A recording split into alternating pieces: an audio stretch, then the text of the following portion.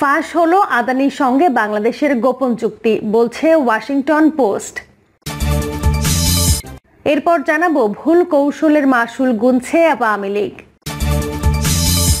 এবং সর্বশেষ জানাবো সরকার বিরোধী আন্দোলনে ৬৫টি ডান বাম, মধ্য ডান ও মধ্য বামপন্থী দল। এতক্ষণ শুনছিলেন সংবাদ শিরোনাম, এবার বিস্তারিত। ফাঁস হলো আদানির সঙ্গে বাংলাদেশের গোপন চুক্তি, বলছে ওয়াশিংটন পোস্ট। একটা প্রশ্ন বেশ জোরে সোরে হয়েছিল যে ভারতের আদানি গ্রুপ থেকে বিদ্যুৎ নিতে বাংলাদেশকে কি মোদী সরকার চাপ প্রয়োগ করেছে? অঢেল সম্পদের চূড়া থেকে যখন দ্রুত গতিতে নিচে গড়িয়ে পড়ছে গৌতম আদানি, তখন এই প্রশ্নটা উত্তর হয়ে ফিরে আসলো।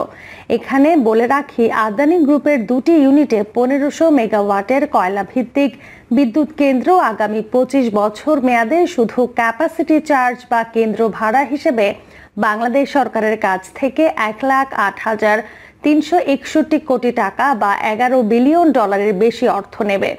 এ দিয়ে কমপক্ষে 3টি পদ্মা সেতু নির্মাণ করা সম্ভব। প্রসঙ্গত, ভারতের 5টি উৎস থেকে বর্তমানে বিদ্যুৎ আমদানি করছে বাংলাদেশ। যদিও চাহিদা না থাকায় আমদানি ক্ষমতার পূর্ণ ব্যবহার হচ্ছে না। এরপরও ভারতের আদানি গ্রুপ থেকে আমদানি করা হবে আরও 1,600 মেগাওয়াট বিদ্যুৎ। বিশেষজ্ঞরা বলছেন, আদানির এই বিদ্যুৎ আমদানির কোনো প্রয়োজনই ছিল না, কারণ বর্তমানে দেশে বিদ্যুৎ উৎপাদন সক্ষমতা 20,000 মেগাওয়াটের বেশি, আর চাহিদা 12 থেকে 13,000 মেগাওয়াট। তবে শীতে এ চাহিদা 7 থেকে 8,000 মেগাওয়াটে নেমে আসে।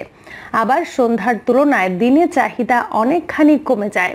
তাই উচ্চ ব্যয়ে আদানির বিদ্যুৎ আমদানির সিদ্ধান্ত পুরোই অযৌক্তিক। এছাড়া এই বিদ্যুৎ আমদানি ব্যয়ও অনেক বেশি পড়বে বলে আন্তর্জাতিক গবেষণায় উঠে এসেছে। এবার আসি সাম্প্রতিক প্রসঙ্গে। ভারতের স্টক এক্সচেঞ্জে এক আবেদন অনুযায়ী গৌতম আদানির মালিকানাধীন বিদ্যুৎ কোম্পানি থেকে হ্রাসকৃত মূল্যে বিদ্যুৎ চাইছেন বাংলাদেশি কর্মকর্তা। বিষয়টি প্রকাশ্যে এসেছে মঙ্গলবার।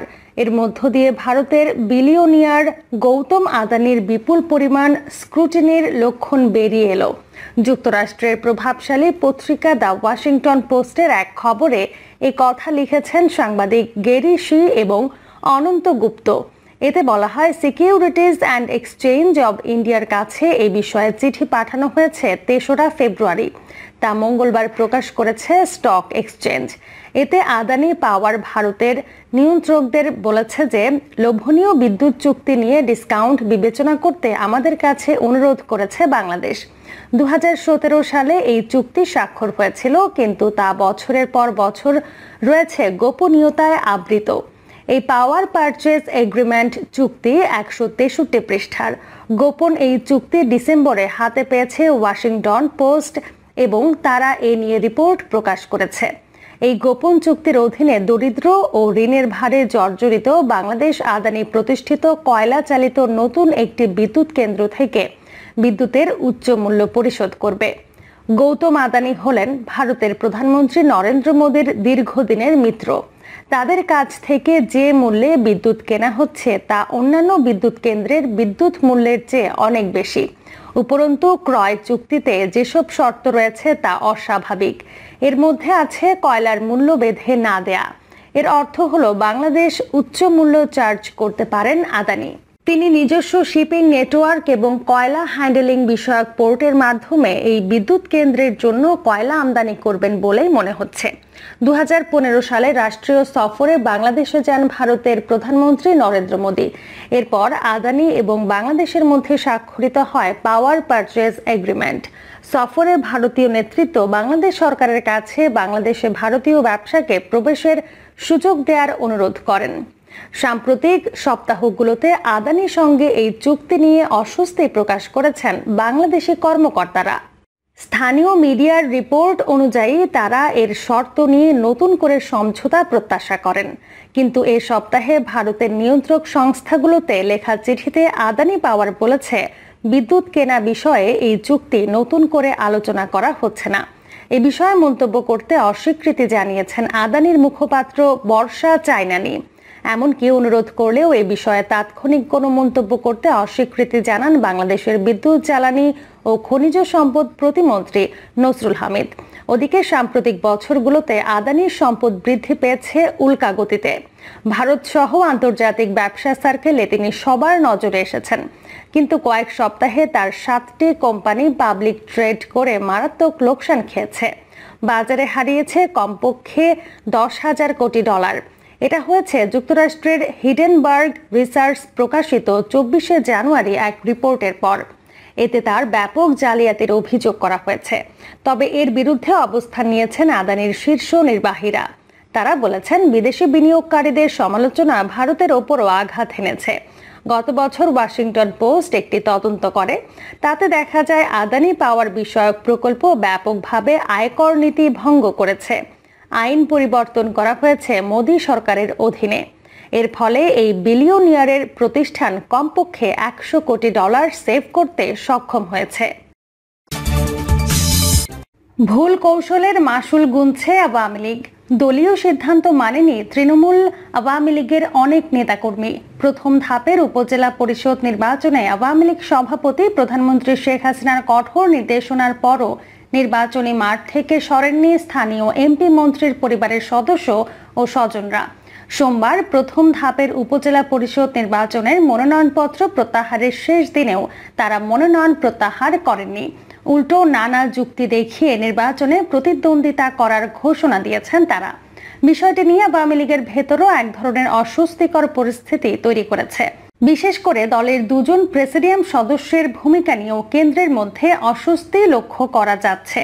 কঠোর নির্দেশ দেওয়ার পরও কেন মনোনয়ন প্রত্যাহার করা হলো না, এই নিয়ে দলের মধ্যে চলছে নানা রকম আলাপ আলোচনা। রাজনৈতিক বিশ্লেষকরা বলছেন, আওয়ামী লীগের অতীতে নেওয়া কিছু সিদ্ধান্ত বা ঘটনা এর জন্য দায়ী হতে পারে।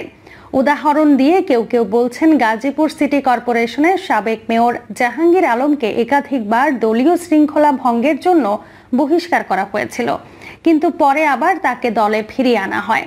জাহাঙ্গীর আলমকে প্রথমবার বহিষ্কার করার পর যখন দলে ফিরিয়ে আনা হয়, পরে দ্বিতীয়বার তিনি আবার একই ভুল করলেও তাকে সাধারণ ক্ষমা দিয়ে দলে ফেরত আনা হয়।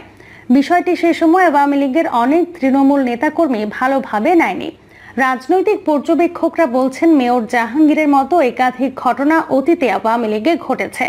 ফলে নেতাকর্মীদের মধ্যে এক ধরনের ধারণা তৈরি হয়েছে যে প্রথমে দল তাদেরকে বহিষ্কার করলেও পরে তারা সাধারণ ক্ষমা পেয়ে আবার দলে ফেরত আসার সুযোগ পাবেন।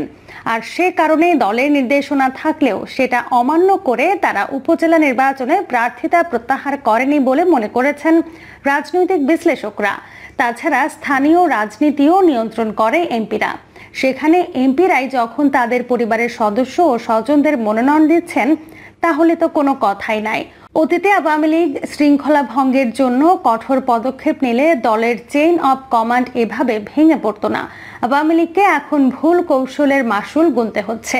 এই ব্যাপারে আওয়ামী লীগের যুগ্ম সাধারণ সম্পাদক আফম বাহাউদ্দিন নাসিম বাংলা ইনসাইডারকে বলেন, দলীয় নির্দেশনার পরও যেসব এমপি মন্ত্রীর আত্মীয় স্বজনরা নিজেদের মনোনয়নপত্র প্রত্যাহার করেননি, তাদের নির্বাচন থেকে সরে যাওয়ার সময় কিন্তু এখনো শেষ হয়ে যায়নি। আমরা বিশ্বাস করি দলীয় নির্দেশনা মেনে তারা নিজেদের প্রার্থিতা প্রত্যাহারের ঘোষণা দেবেন। তবে কেউ যদি শেষ পর্যন্ত দলীয় নির্দেশনা না মানেন, তাহলে অবশ্যই দল তাদের বিরুদ্ধে সাংগঠনিক ব্যবস্থা গ্রহণ করবে। দলের নিয়ম নীতি ও গঠনতন্ত্র অনুযায়ী তাদের বিরুদ্ধে সাংগঠনিক ব্যবস্থা নেওয়া হবে। এটাই আওয়ামী লীগের দলীয় সিদ্ধান্ত।